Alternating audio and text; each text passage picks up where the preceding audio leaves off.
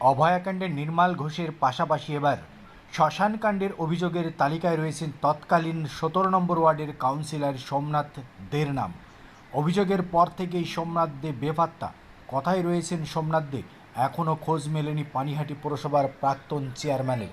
বৃহস্পতিবারেই গ্রেপ্তার হন পানিহাটির তৃণমূল কাউন্সিলর নির্মল ঘোষ। অভয়াকাণ্ডে আরও একটি উইকেট পড়ল তৃণমূলের। এবার আরও একটি মিডল উইকেট পড়া শুধু সময়ের অপেক্ষা। অভয়াকাণ্ডে নাম জড়ায় নির্মল ঘোষের, নাম জড়ায় সোমনাথ দের।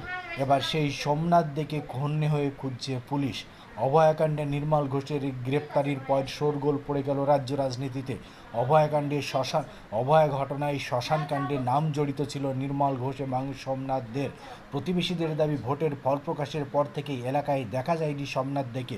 পানিহাটির একটি আবাসনে 202 নম্বর ফ্ল্যাটে থাকতেন সোমনাথ, তবে বর্তমানে তার কোনো হদিশ মিলছে না। বাড়ির গেটেও তালা ঝোলানো রয়েছে।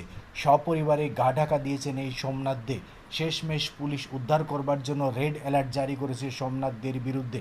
নির্মল ঘোষ গ্রেপ্তার হওয়ার পরপরই এবার সোমনাথ দের পালা বলে মনে করছে রাজনৈতিক মহল।